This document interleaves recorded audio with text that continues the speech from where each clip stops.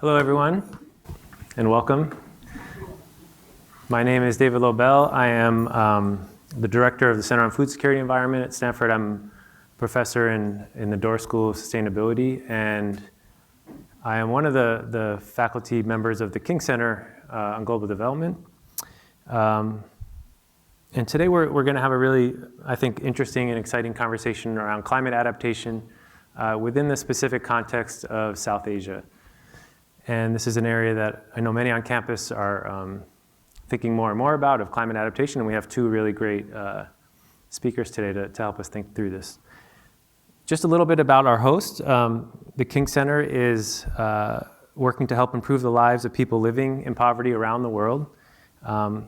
It supports research, it trains next generation of global thinkers, and it fosters conversations like this one on international development topics.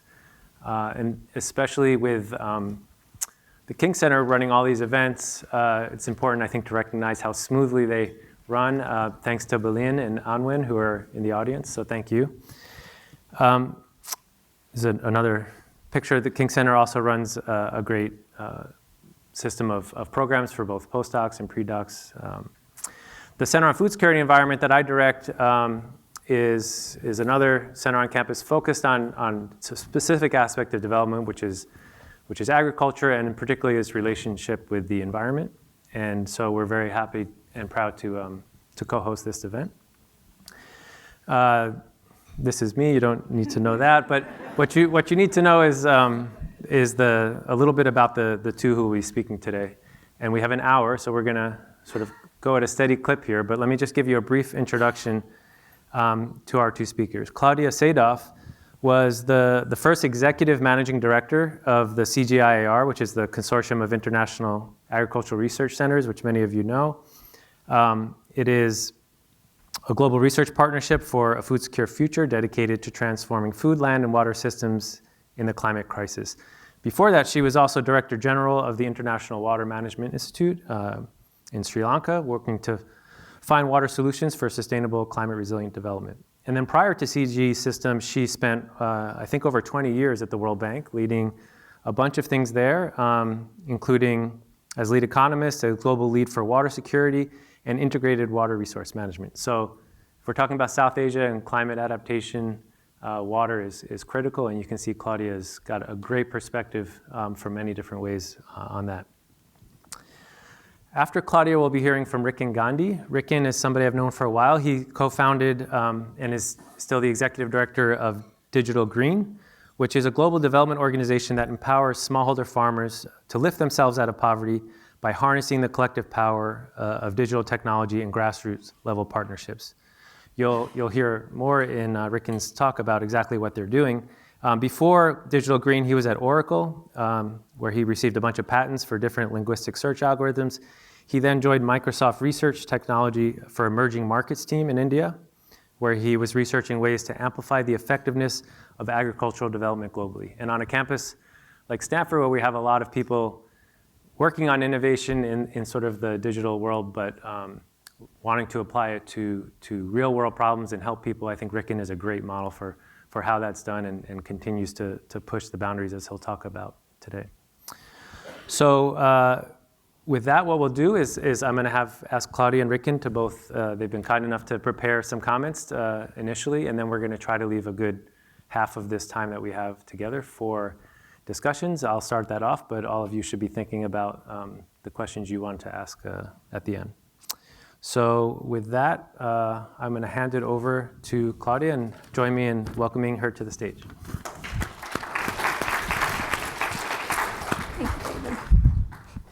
Thank you, David, and thank you all. It is such a pleasure to be here. The conversation that we're having today is one that, really just couldn't be much more timely and important. So I'm going to start really with just a few moments of context to sort of bring us all together in the room. I know that a lot of you know virtually everything that I will say today, and a lot of you may be thinking about some of these issues for the first time. So just moving into a little bit of context. We know that food systems are just very deeply embedded in a whole complex of the most urgent global issues that we face today. Obviously, hunger, I think it's important to remember, though, that after decades of consistent progress being made on hunger, we found, and this was years before COVID began, that suddenly everything was stalling. We were stalling in our progress on hunger, and we were in fact seeing hunger rise. And it was a little bit shocking. We were heading the wrong way. We have today 3 billion people who still can't afford a healthy diet. We see gender disparities in stories of hunger throughout the world. About 60% of chronic hunger is in women. And in 2021, CARE found that about 150 million more women than men were hungry. Women tend to eat least and last, even within families. So even embedded within the hunger story, we have issues around poverty, gender, et cetera. And what we're seeing driving a lot of this reversal in our fight against hunger have been the 3 C's. COVID, of course, but even before that, and perhaps even more so, conflict and climate. And these will continue even as we come out of the COVID era. Hunger is also very much in the space, the solution space around poverty as well. Again, we've seen tremendous progress over the last several decades. In 1990, poverty was hovering around 40%. By the beginning of COVID, 2019, it was just under 10% globally. Still absolutely unacceptable, but a lot of progress made. COVID hit, 70 million more people thrown into poverty, price shocks making sort of food systems, the edge of the wedge there coming through. What's exciting when we think about the food systems poverty nexus is just how powerful agricultural growth can be in terms of poverty. You see 2 to 4 times the impact on poverty through investments and gains in the agriculture sector because agriculture is the primary employer of the poor. So food systems are actually very much in the solution space around poverty. And finally, biodiversity. We know that food systems are a primary driver of biodiversity loss. This is through habitat loss and land use changes. Also the primary user of fresh water globally. These are areas in which you can't separate the food issue from these larger global issues. By recognizing these connections between food systems and poverty and biodiversity and sustainability, we can try to create solutions that reach across all of them. We can try to transform our food systems, not just with an eye to creating more food, but to creating more sustainable, resilient, equitable, biodiverse food systems out there in the world. But today, of course, we're focusing not on these issues, but we're focusing very much on climate, the climate discussion here. We know that, and I apologize for moving at a pace, but we do have just an hour and so much to say. We know that food systems are both a major contributor and a major victim, frankly, of climate change. It's helpful, arguably, to separate here mitigation and adaptation. And this is something I think we need to be clear about. We know that mitigation is mitigating the problem, diminishing the size of the problem by diminishing the release and emission of greenhouse gases. Adaptation is adapting to the situation that we've created. And so much of what we hear is about mitigation, and so much needs to be about adaptation as well. So on the mitigation side, these are a lot of the conversations that we have. You've heard this. About 1/4 of greenhouse gases. We have heard that even if we stopped all use of fossil fuels today, we still couldn't hit the Paris targets without transforming food systems. So it's right at the heart of mitigation. And we know that there are great solutions there: less tillage, less burning of agricultural residue, less extension of agriculture into forested areas, and let's not forget wetlands and mangroves as well. This is a lesser known fact out there in common conversation, that carbon sequestration is about 10 times greater in coastal wetlands than it is in mature forests, and that wetlands and mangroves tend to hold 3 to 5 times as much carbon as forests. So this extension of agricultural areas is not just about deforestation, it's about the conversion of wetlands, coastal wetlands, mangroves and peat as well. But both mitigation and adaptation are areas that require very urgent attention in this window that the IPCC report has warned us is closing very quickly right now. So let's focus for a moment on adaptation. Because while agriculture is part of the problem, it is absolutely at the forefront of the impacts that we're feeling now and that we will be continuing to feel as the years advance. And there is tremendous urgency that requires adaptation right now. We are already seeing projections that are quite startling about agricultural productivity in the absence of adaptation. We're seeing studies suggesting that by 2030, maize crops may decline by about 24%. By 2100, we expect all global agriculture in the absence of adaptation to decline by somewhere between 25 and 35%. And the food that is produced, the nutritional value of that food is declining as temperatures rise. So we're producing less food and less nutritious food in the absence of adaptation. We simply need to change and adapt to these new circumstances to avoid these outcomes. And then there are tipping points that we may not even have thought of yet. For example, recent research in night temperatures. When grains are formed, particularly in rice, at night the temperature has to drop to a certain point for grains to form. Now what we're finding is that those night temperatures are rising more quickly than day temperatures. When night temperatures don't fall adequately, we're seeing a reduction in productivity in rice by 20 to 40%. And we're on the edge of a bunch of those night temperature changes already. So there are changes we don't even necessarily foresee happening. And we know that along with the urgency and the scale of these changes that need adaptation now, we know that there's a huge equity component here. We know that the hardest hit in all of these cases are the most vulnerable. And in this case, really, we're talking about the 500 million smallholder farmers globally who produce about a third of the world's food and who feed the most vulnerable and poorest communities. It's those farmers that we really need solutions for very urgently. What's important, though, is not to be too disheartened. I personally think is not to be too disheartened, but to see the opportunity of adaptation. We know adaptations have to be made. Can we use the opportunity of adaptation to think bigger about what we want from our food systems? Can we use the adaptations that we'll be having to make in terms of crop varieties and choices of agronomic practices, policies, et cetera, to advance the other things we want to ask of our food systems? Greater resilience, greater equity, greater sustainability. Can we use these opportunities? That's really the question, I think, before us. So looking directly at South Asia, I just happen to love this particular modeling exercise. That is all of the South Asian continent completely shrouded in the monsoons.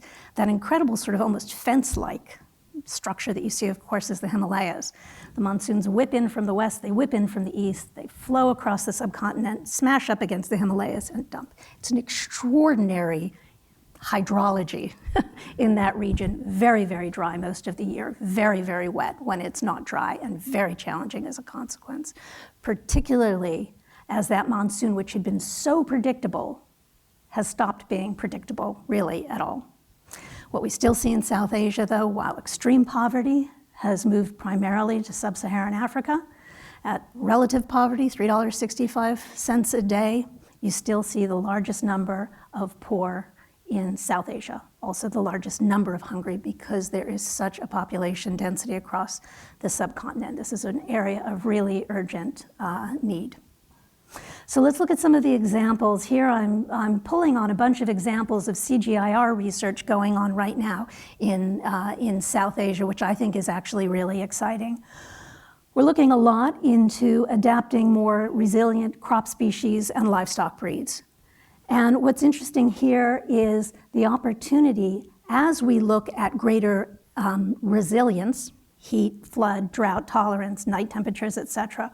We're also looking at things like the cadence of farming, shorter duration cycles that allow us to add a second or third crop for farmers, so you can really speak to the livelihoods issues. We're also looking at opportunities to enhance the nutritional value of those crops at the same time that we're looking at making these crop changes across the subcontinent. So you can see opportunities to enhance tolerance in all of the key cereals up here, but the lentil example is really interesting, where we're working not only at higher tolerance, but also greater nutrition and extra short duration intercropping opportunities to really expand the nutritional basket and the livelihood opportunities of farmers who in the past may have had only 1 or 2 crops a year as an opportunity. Or the Kabuli chickpea example, where breeding is being done in particular to enable to create the characteristics of that chickpea that will enable machine harvesting. So you raise it up on its stalk a little bit so you can go in and machine harvest, changes the economics of raising chickpeas. And it's really exciting, I think, as we move into a phase where we must be promoting adaptation of agriculture, to look across all the various ways in which we can enhance food systems. And finally, just recognizing that whatever we breed and whatever varieties we put out there, we're seeing a much greater kick in impact if we combine them with more targeted agronomic practices. You're seeing another 50% bump in yields. In addition to what we grow, this concept, again, of natural resource management and agronomic practices is really very, very promising as well. So we see much more resilient farming practices that include, of course, enhanced soil management, a lot of emphasis on water management, because water is really the way that most frontline farmers are going to feel climate change, the unpredictability of the rains. Not in South Asia, but in sub-Saharan Africa, 95% of the farmland is rain-fed. And as traditional knowledge and indigenous knowledge of the past becomes less relevant for the future, this inability to predict the rains is really quite devastating. So we're looking at things like solar-powered irrigation, which helps obviously to mitigate that rainfall uncertainty. It lowers emissions in the sense that if you had no access to the grid, you would use diesel to pump water, replace that dirty diesel with solar. If you have access to the grid, you can sell solar back to the grid, green the system a little bit more, and provide the farmers with off-season regular income from the sale of their solar power back to the grid. Direct seeded rice, the ability to sow directly into the soil, saves labor, saves water, saves the emissions of methane coming off the rice paddies. Some of the rub here with these technologies is that they often need mechanization. So there are a host of things around. These aren't silver bullets, but they're really very exciting in terms of the ability to grow rice differently, also much shorter duration and therefore less risk. And finally, all the low tillage practices that we're seeing, which are tricky in themselves, frankly, and need a lot of research. Depending whether you're sowing rice straw into wheat or wheat straw into rice, it has an opposite impact. Whether you can bring green manure in between, there's a tremendous amount of research going on. Some of it works, some of it doesn't, but what we are seeing is plenty of cases in which you're getting 20, 30% increases in yield and income as a consequence of much more regenerative practices. We need to find those solutions, and we need to bring them in along with these other adaptations that we're looking at. And finally, you've gone sort of from the seed level, right, and all the changes that you can make at that level, the production level of agronomy and natural resource practices, and then there's the whole ecosystem around farming, the social, economic, information ecosystem of incentives and opportunities that we can also begin to change. And Rikin will speak to this quite a bit as well. But these other information spaces in particular are ones that are really very exciting because, again, it's the uncertainty and the change that farmers are trying to adapt to quickly that is so stunning to most in the field. So we have examples of bundled solutions to manage agriculture risk, trying to bring crop and drought and flood and index insurance to farmers. But to make that affordable, to try to make sure that they aren't paying out regularly, we bundle that with appropriately targeted seeds, good tolerant seeds, and agronomic practices and weather forecast. So those farmers, their resilience is being strengthened even as their safety net is being strengthened, and as a bundle, it becomes an affordable insurance package, but one that really is targeted at production, not insurance so much. This South Asia drought monitoring system is one that the CGIAR has been working on for many years. It's cloud-based, it's free, and what it does is both seasonal forecasts as well as weather forecasts. So, seasonal forecast will tell you next year, is it going to be a wet year or a dry year? So you can make a crop choice, right? Ahead of time, go buy your seeds, etc. The weather predictions tell you, is it going to rain this week or next, the week after? So you know when to plant, to harvest, to irrigate. These sorts of information, even at the most basic predictive level, can be enormously impactful on farmers. We had radio clubs in Rwanda, where women's radio clubs that were just providing very targeted weather predictions were increasing yields of by 20%. Simply having that information specific to your location being provided can make an enormous difference in the context of uncertainty that everyone is managing in these days. And finally, these irrigation scheduling tools, this Internet of Things is one example of it. Whereas we try to move into much more sophisticated and nuanced agronomic practices like alternate wet and dry irrigation, alternate wetting and drying, you need that much more fine-grained information to help you understand your soil moisture content in your field. This will help you to manage those sorts of things. So these technological advances that can help guide farmers to adapt to systems and circumstances that they had been unfamiliar with because historically this is just not the world that they and their grandparents were brought into. This can be enormously powerful. I also wanted to do just a simple slide on, where are the things that we've done well, where have we really missed a beat, our blind spots, and what are some of the ways forward that are really, I think, interesting for us to consider. And the successes, I think, are fairly straightforward. It's extraordinary how yields have increased in much of the world, but not all of it.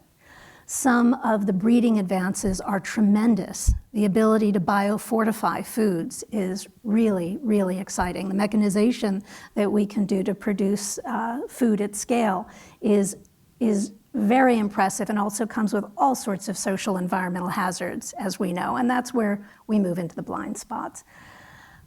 Blind spots around social and environmental context are ones that we all know. We blunder through this time after time, truly. So really the efforts to avoid unintended circumstances, to take advantage of opportunities we may be overlooking is really important. I know in the CGIAR, one of the things that we're trying to do now is move into spaces intentionally that have very specific social and environmental context. For example, our first initiative in fragile and conflict-affected states, farming, is something that we're excited about. Nutrition. We have always focused primarily on production. We haven't focused as much on nutritional value, and that's a space where we really need to shift. We've gone from focusing on calories to avoid starvation in the context of famine, to a world in which it's not calorie constraints, it's natural resource constraints, and it's micronutrient constraints that we're battling. And we have to shift our thinking about what we're producing in terms of nutrition, not just calories and tonnage. So we're, in the CGIAR, for example, for the first time, we have a vegetable initiative, really looking beyond cereals to look much more at vegetables, beans, and legumes. In terms of sustainability, our mindset has been intuitively extractive, and we have to battle against that, right? We're not extracting food from the soil. That's not sustainable. We really need to focus on the constraints of the planet and ensuring that what we are extracting is a thriving, sustainable food system, not just the nutrients directly from the soil. And it's one of the reasons I'm so pleased to be at Stanford and to learn about everything that's going on here with the School of Sustainability. Just the construct of a School of Sustainability is something that I have to say thrills me. Equity. Clearly, we have missed a beat on this quite a lot, and in particular, gender and disadvantaged groups within countries, particularly as agriculture goes large scale, as groundwater wells go deeper so that those with less power can't pump. There are equity implications to everything, all the choices that we make in agriculture. And finally, scaling and uptake. There is a huge valley of death with ideas dying on the shelf all over the world. And we have to get the solutions that we have to the people who need it. One of the things that we talk about out in the field is that we sit in the field with problems seeking solutions. In universities all over the world, you have solutions that are seeking problems. You come up with phenomenal ideas. How do we marry that? How do we marry that from the beginning? And the answer to that is my ways forward, right? As I'm sure you all agree, it's much more research and learning at every level. It's much greater engagement with those who can uptake and outscale the innovations that are available, and that's all about partnership. It's about partnership in deciding what we research. It's about partnership in the solutions that we develop to make sure that they're realistic and acceptable to the people who will need to use them. And it's about partnership who will take those ideas and translate them into impact on the ground. And finally, advocacy and voice. And this is really back to where we started. We see hunger rising right now, and that's extraordinary. We see investment in agriculture and food systems research declining at the same time. We all need to amplify the voice, and we have, I can't help but say, we have Earthring Cousins with us today, who is perhaps one of the greatest advocates in the field out there, everywhere we go and hear. And the voice makes a difference. It makes a huge difference. And we need to make that difference beyond food and agriculture. We need to make that difference with consumers, communities, governments, and international organizations, and we need to make that difference in different issue areas and solution spaces, and we need to take food systems into the heart of solution spaces, not just for hunger, but for climate, sustainability, equity, poverty, biodiversity, and gender. And that's something that we all in this room will be doing every day, I'm sure. So thank you very much.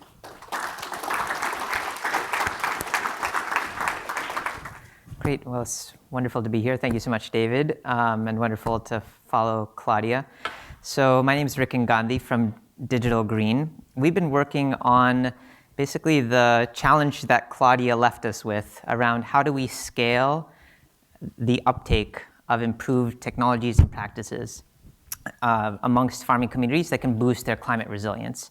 And the journey for us at Digital Green started 17 years ago, initially as a part of Microsoft research in India, in a group looking at technology for emerging markets and thinking about, is there a role for digital technology in small-scale farming communities? And where we started was looking at the conventional ways in which people would train farmers on improved technologies and practices. This was first founded here in the US with land-grant institutions like the University of California system, Cornell, and it was replicated in other geographies, including in India, during the Green Revolution era of the 70s and 80s, wherein the World Bank invested in creating a large cadre of about 200,000 extension agents following an approach that was called training and visit. They would identify so-called progressive farmers, who would be those who would adopt high-yielding varieties of seed or fertilizer. And then the thesis was that the surrounding neighboring farmers would then apply these practices for themselves. And of course, that did have huge impact in terms of affecting people's concerns in South Asia about a potential famine. But then now there are also these questions about some of these Green Revolution technologies with regard to their long-term sustainability and inclusivity, especially of women and other marginalized communities, especially those who might be in rain-fed communities, which still pervades 80% of agriculture across India. And all of these extension programs are still coming at a significant cost, costing about $35 US to get one farmer to adopt one new practice through these types of training and visit programs or farmer field schools in which an expert is coming in, a farmer is getting exposed to a new practice, and then usually about 10 or 15% of farmers go back home and apply that practice on their own farm. And if you imagine that you yourself are an extension agent, it's an extremely challenging vocation. In India, the government of India's own surveys have found that less than 6% of farmers report getting information from an extension agent. And from the extension agent's point of view, they have to serve this large and diverse community of farmers and they're toiling in the sun and finding a relatively small number of farmers are actually even willing to listen to them. And as you can see here, these are some of the types of challenges that are real quotes from actual extension agents that they face. And I would say that it's actually not that different in terms of what you would hear from extension agents here in California. If you go to Yolo County, for instance, you'll hear very similar challenges that they'll say.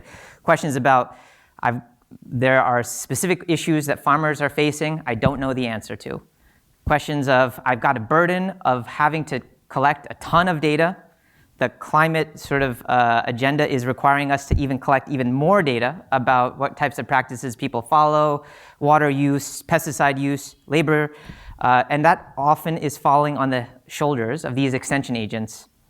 And then most of these extension agents having to go around to visit these farmers, to do triage and to support them, but often not even having basic abilities to move around on a bicycle or a motorbike. So the question that we started with 17 years ago, which was, how can we improve the speed and effectiveness of existing extension programs run by NGOs, government, private sector, and really close that gap that has persisted for so long between farmers, extension agents, and researchers. Some of the demands that we see from the farmers that we work with through these extension agents are really specific about what farmers are looking for. They're looking for specific assistance as it relates to high value chains that they can see high ROI from. And as you can see here, women especially are asking about some of those lucrative crops and about ways in which they can propagate seed and manage nurseries. Men, as you can see here, that we found are often asking about specific input recommendations for more targeted support because of the variable conditions in which all of these farms are residing. Even in a single village, there's going to be different types of terrain, soil, weather, agroecological conditions, and so people want much more customized or precision agricultural types of advice. And finally, there's a real need to not just see extension as it sounds like of a top-down extension from a research organization or a university to a farmer, but rather to also think about how we capture also learnings and indigenous knowledge to inform research agendas themselves, because these farmers are on a day-to-day basis the front lines of climate change and doing experimentation to see what works and what doesn't in this super dynamic environment that we now live in. And so where we started at Digital Green 17 years ago was to use videos that would be produced by farmers and for farmers, sharing these practices with fellow community members.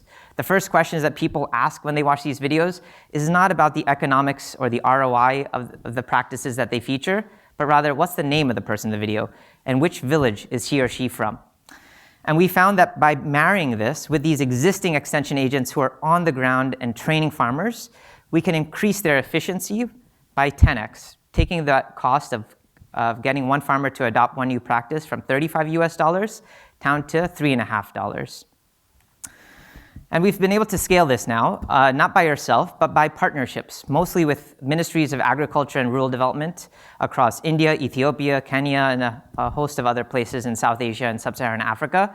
And we're working through a network of more than 54,000 extension agents who are not our staff, but are the staff of these government programs of extension, and who reach this 5.3 million farming population, and where they're using these videos to increase the take-up of these climate-smart practices.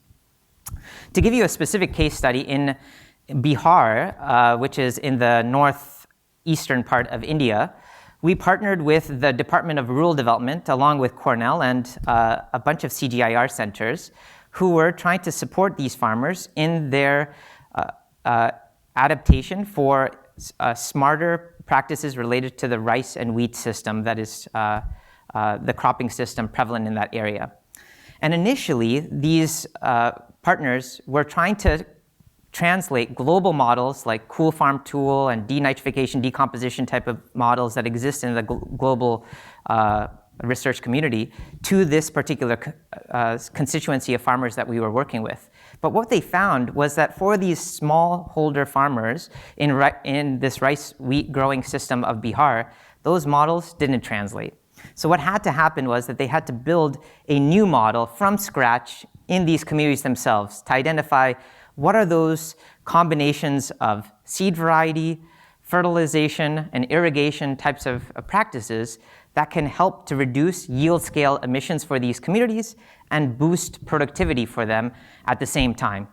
And they did that not just in a research way, but they were also looking from a practical point of view of what farmers could actually adopt and what extension agents could actually apply and collect data to tune these models for that local community.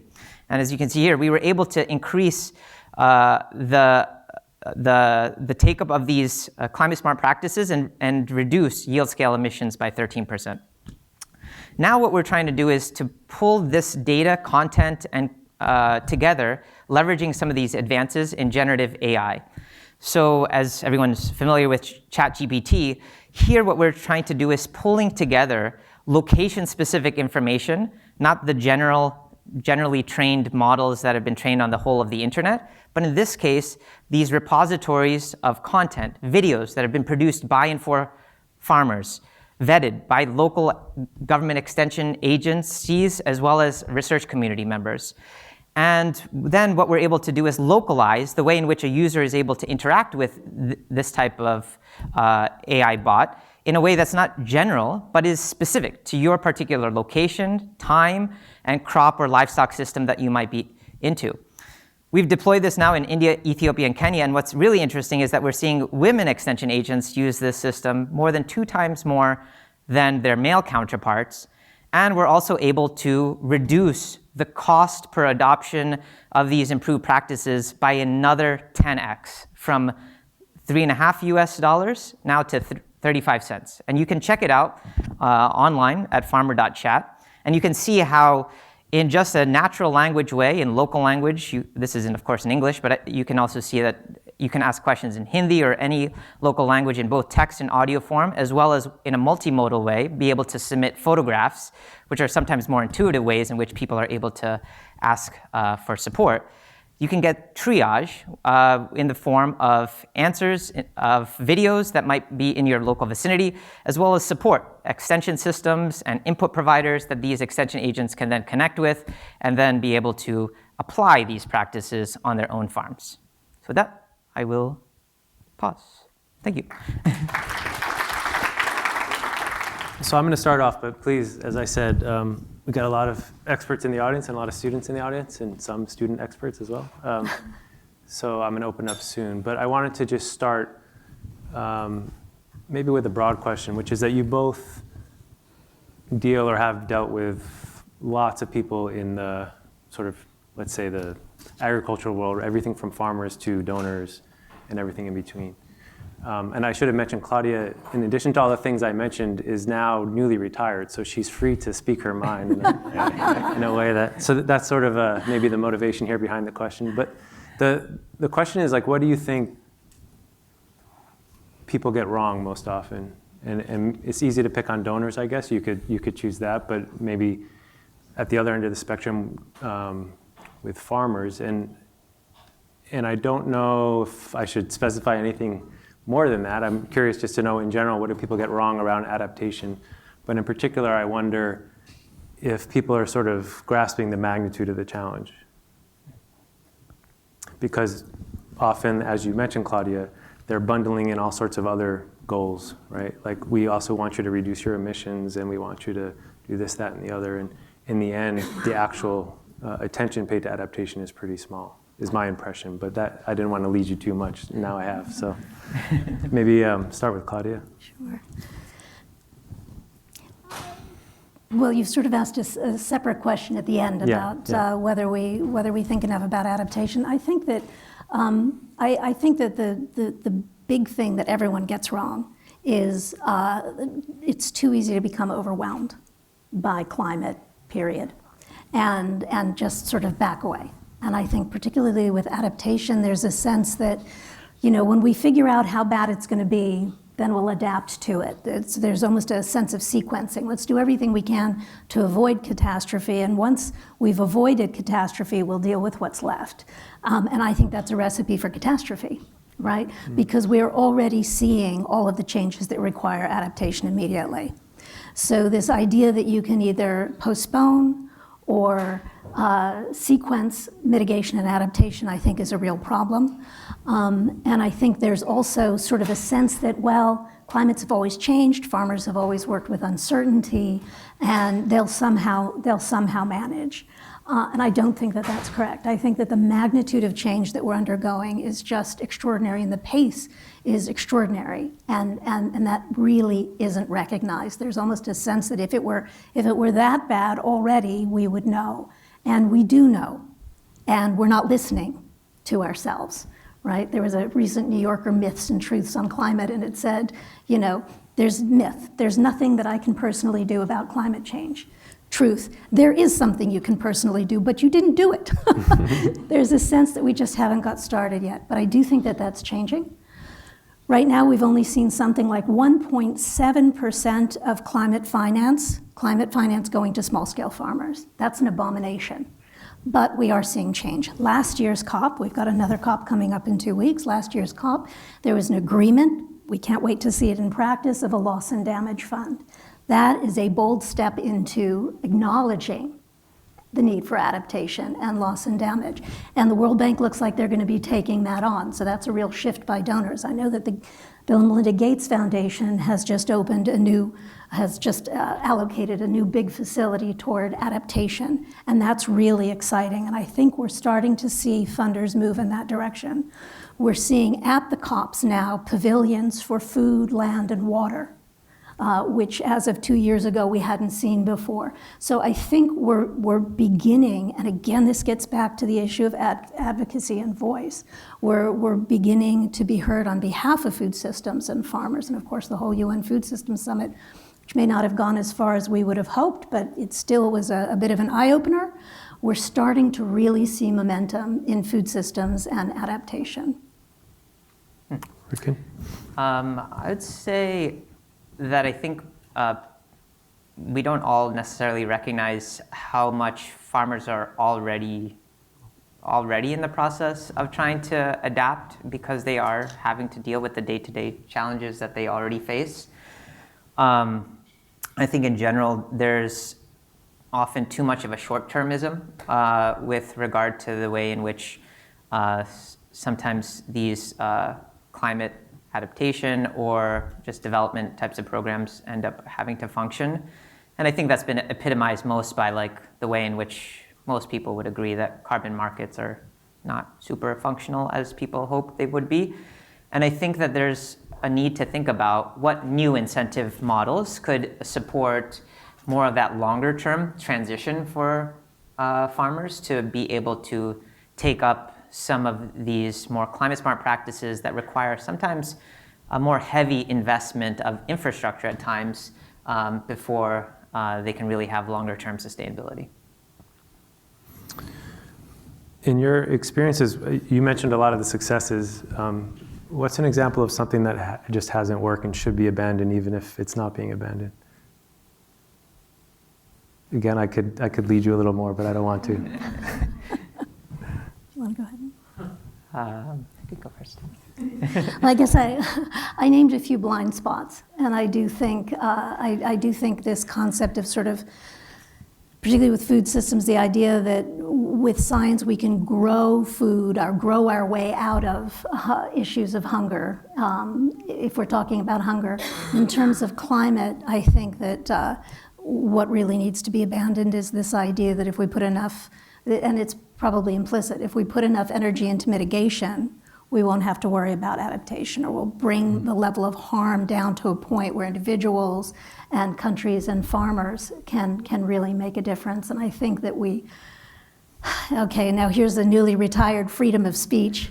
I think we have to push past the understandable reluctance to talk about the issues of justice and financing. The other thing I'd say is I think the nexus between policy and technology. I say it with both with respect to like agriculture technology and as digital technology, in the sense that, like again, the Green Revolution had a great sort of like benefit, right, in South Asia during the Green Revolution era, but there are now these longer-term consequences of policies that went hand in hand with the Green Revolution, including bore well distribution, subsidized electricity for water. And that's the reason why the country now is facing the kind of crisis that it has, that people don't even know if it's going to be able to continue to grow rice post 2030 or so. And the same is true on the nutrition side, right? There's obviously policies that promoted, like the public distribution system in India, that promoted the procurement of white rice to the detriment of other like millets and other lentils that could have both helped the environment as well as people's nutrition. I have more questions, but I'm gonna go to the audience and maybe I'll save mine for the end. They're way too polite, so provoke them a little bit. There you go. In the back there, Tomo. And maybe you just briefly introduce yourself. Okay, thank you very much for the incredible talk today. My name is Tomo. I'm in business school and sustainability school. My background is in nature-based. I was doing nature-based work in Kenya. My question is about how to measure and express and communicate adaptation, because mitigation often has this carbon sequestered equivalent as a metrics to really communicate across, while adaptation is really hard to really define what, who is for this, and by when and how, all these additional question comes in. And I would love also to hear your perspective on the risk of maladaptation. Sometimes adaptive actions lead to system level maladaptation, and I encounter that quite a lot, so I'd love to hear your perspective on those. So we've got how to measure and what about maladaptation?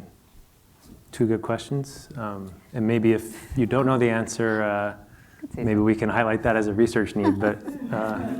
I could say on the first one at least, I'd say that like, this is also I think a challenge, right, with our situation of like how like funding is controlled by particular sources and the sort of thing that the entities that provide the funding want in return, which is often data and measurement. And just the reality that some of these types of measurement of say like CO2 equivalent is an extremely hard thing to like be able to like measure in any robust way, whether for permanence or other such purposes. And at the same time, like when we optimize for like single metrics like that, just like we were singularly previously perhaps just optimizing for like yield increase, it's quite possible that we're gonna like bite ourselves with like some other parameter. So, and then we have to be practical about it, because like at the end of the day, somebody needs to, unless we work with like David and Marshall to like collect some sort of like remote sensing kind of data, whatever is possible from that regime, everything else has to be ground truthed. And if it's going to be ground truthed and validated, that burden is going to be passed to somebody who is going to be like a farmer or an extension agent or an auditor or something at the ground. And that has a cost that nobody is valuing when they say that the price of carbon needs to be like whatever, $100 a ton or something. Yeah, I think that the adaptation measurement question is such an interesting one, because it's being worked on by a lot of people around the IPCC and elsewhere. And I think it gets to the question of what do we think adaptation looks like? Is it the variation in yields? Can we stabilize variation in yields? Is it variation in incomes? Is it numbers of lives lost per catastrophic weather event? Is it, to my mind, I'd like to see the imbalance between men and women impacted by changes, because to my mind, that's an important part of adaptation as well. And that's where it just becomes incredibly complicated. I think it would be wonderful if you did work on these areas. And maladaptation is a tremendous risk. It really is. So, if you, for example, my example of solar irrigation, done right, it's phenomenal. Done wrong, it's maladaptation. If we suck out fossil groundwater because we haven't done proper mapping about putting solar irrigation in places where there's proper sunlight, proper replenishment capacity, lack of arsenic, all the real work that you have to do behind these things, you can create situations that just cause much more damage than they do good. But a lot of that really just has to do, again, getting back to this research and learning and context of where you apply solutions and whether they can scale safely. Other questions? Yeah. So there's a microphone coming, sorry. And we'll try to keep the questions brief now. We're kind of in the rapid fire section here. Thank you. So my name is Shakil. I'm a visiting scholar at GSP, originally from Pakistan. So I was hearing your conversation on, and I wanted to pick it up and more details on that. So, in Pakistan, the solarization of tube wells it's a local innovation from that farmer standpoint, but the amount of water now they are sucking, because now extracting water is almost free, and in a country like that where which is already water pressed, so how do you really define innovation when it is for a very small micro level? This is innovation, looks like an innovation, but at a macro level this is probably more damage than the original version. And similarly on solarization of household, or so when they do solarization of households, they can also through net metering sell the electricity back to the grid, and the grid is not willing to buy that electricity because the grid has already made commitments for next 10 years to buy electricity from the investments that they have made. So it becomes counterintuitive. So, these sustainability problems, they have huge conflicts in whatever solutions we are trying out. So how do we really define innovation in the context of sustainability? Well, I think that's a tough one. That gets a little bit, there's definitely risks. And I'm going to ask for more questions just as they think about that one. They can throw in an answer later, but we'll take a few at a time. Yeah. Thank you for that presentation. My name is Megan O'Hearn. I'm with Food Systems for the Future. And my question is, so a lot of the conversation today was around agriculture. And obviously, we're talking about food systems broadly. And food systems obviously are much more than just agriculture. And so I'm wondering if you can talk a little bit about how you think about the adaptations and innovations required post-Farmgate that are necessary for adaptation to climate and are important for driving a sustainable and healthy food system. Let me just add to that while you think about the answer, which is we also often think of agriculture as crops and animals, but in India especially, the human labor and the effects of climate change on the labor itself is another area of adaptation need in addition to the after the farm gate. So any thoughts on particular interventions or approaches there? I know you're mainly focused on the farm level, but... Well, I think what's important is this issue of setting the food systems as a full system. So the way we tend to think about it in the CG is you have the seeds, you have the farm level, and then you have the whole system around it. And it is the whole socioeconomic space around it. It's the incentive structure, it's the subsidy structure, it's the value chain, it's the broader hydrology. It's the broader labor movement. It's the food waste issue. It's the issue of supermarket monopolies. It's the question of research around dietary choices. We've got huge dietary choices that are shifting as the world becomes wealthier that we need to look at. And it's embedded in all of that, I think, are the equity issues. So it's so hard to bound these issues, but I think it's an opportunity for us when we think about the production of food to think in these broader systems and how we can nudge the broader systems or how the broader systems can nudge food production in the direction that we want to see it moving.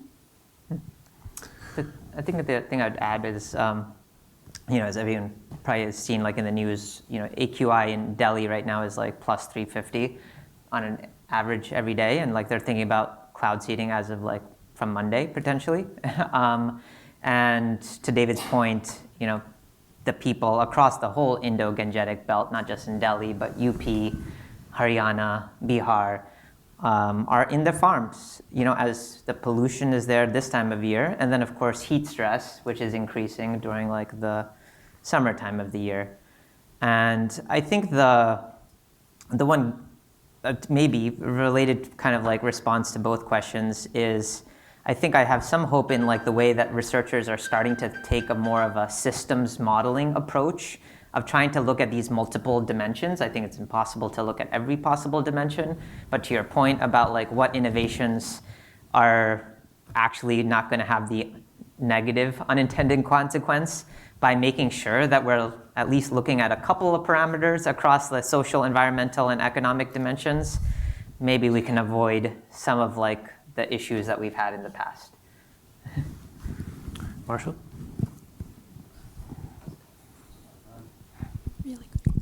Marshall Burke, Door School, David's assistant. You mentioned research. What do you all see as the biggest research needs? So we're at a research university. We don't have an ag school, so we're not going to breed new varieties at Stanford, most likely. But is it innovating new solutions? Is it evaluating all the great early solutions that you mentioned? Do we already sort of know that they work? Do we just need to better understand the constraints to their adoption? What are the, and don't say all of the above, because Can't just say yes. don't just say it. Well, if you were to tell students here, we have a lot of smart students in faculty, where to focus, where should we focus? Generative AI, I guess, is one answer, but I don't know. That's right. Yeah. No, I think it's kind of a combo, but I'd say that I think there's like roles that this like place can offer from like an innovation point of view to like think about like these types of constituencies of people and what are their unique sort of gaps. I do think like AI represents like a real opportunity of like enabling connectivity and accessibility for which have been historically marginalized people, to now not just see extension as a one-way track, but something I can demand and have agency over. And then I'd say that the other true tracks of like your all work on like thinking about methodologies of evaluation and conducting evaluations themselves, I think that's super valuable. And to think about how those methodologies aren't just for publication purposes, but can actually be practically used in the field, we'd really value. I suppose my answers are just very similar. Really, there is such an advantage in the space that you are here to apply technology to deliver solutions directly. This issue of digital extension is one that I think is just tremendously powerful. And I really think that that's a space. I also think that with the creation of the School of Sustainability, the advocacy opportunity and the research, the critical mass of research that you can do on explaining what that means in the real world, that it's not a fringe idea, that it's a construct of longer termism. I don't want to use any buzzwords here that move out in different directions, but this longer term construct that's studied by science and quantifiable in terms of sustainability is really important. And just to say, in that same New Yorker article, they had another myth that was, will climate change cause human extinction? Answer, no, AI will get us first. So anything you can do to help on the AI side, good. One last real quick one, which is people talk a lot about millets. I was just in India, and it's, I think, once again, the year of the millet in India. It's great in many ways from both a mitigation and adaptation standpoint. Do you think 10 years from now, 20 years from now, we'll be seeing millets as a major crop rivaling wheat and rice in the subcontinent? One word, yes or no? You can explain your yes or no, but I need that word first. Okay, yes, but I think we focus too much on single crops and too few crops in the world. Orphan crops are a big and exciting space to diversify diets, to diversify in particular millets, legumes, pulses, and additional protein sources. that's a really exciting space. And to do research in dietary choices and how we make it exciting even as more people can afford to eat more meat than they need in the world, that they choose a much more diversified and sustainable diet than that. I think millets is an important part of that. I'd say yes too. I think you're seeing the policy change. You're seeing consumer behavior change, at least amongst like middle upper class people in India. And I think the investments on the research side are also kind of coming in for increasing the productivity, which I think is important for people, especially farmers, to care to switch crops. It's got to be comparable sort of return for them. Okay, well, I failed to get them to disagree on anything today with that. That was great. So let me just close by saying that this is just the start of the conversation. We're hoping to have a lot more on campus around climate and adaptation, and particularly around development. Please visit the King Center website to learn about the initiatives and events, the FSC website as well to learn about our work. And thank you all for attending.